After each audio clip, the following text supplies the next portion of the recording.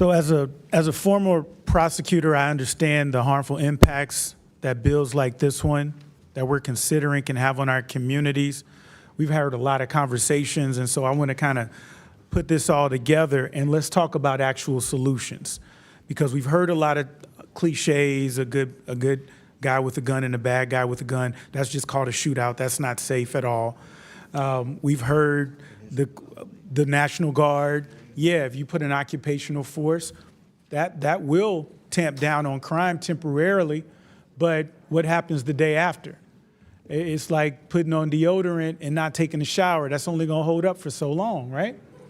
And so if we're serious about addressing crime, then we gotta be serious about the solutions. And I'll push back on what many of my colleagues said. This is not a common sense issue. This is driven by data. When we look at gun violence, we see that as the gun laws have been loosened, the gun violence has gone up. We have more people dying in this country than any other country in the world by gun violence.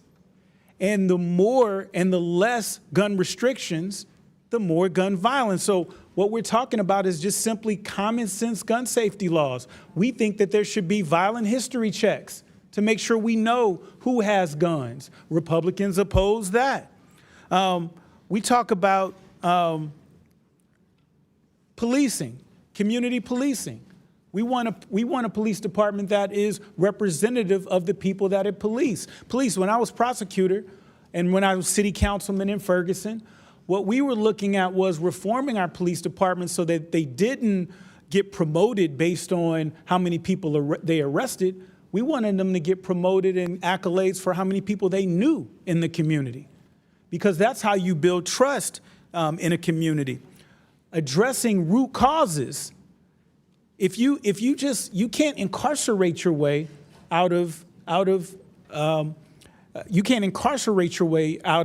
mental health. You can't incarcerate your way out of substance abuse disorder.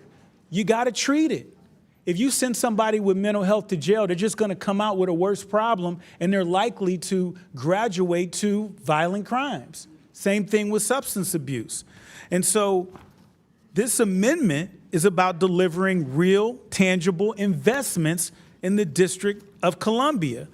Investments that prioritize public safety, community well-being, and long-term progress. Let's invest in the resources that the folks need in DC. Let's invest in food assistance, youth programs, housing, mental health services. Perfect segue from my colleague, Representative Simon. Let's fund those. That's what this amendment is about. Instead of I heard him talk about being elitist. I think it's elitist when you're telling people how they should want to be governed. And just because you have a smooth Southern accent doesn't change the fact that it's still elitist.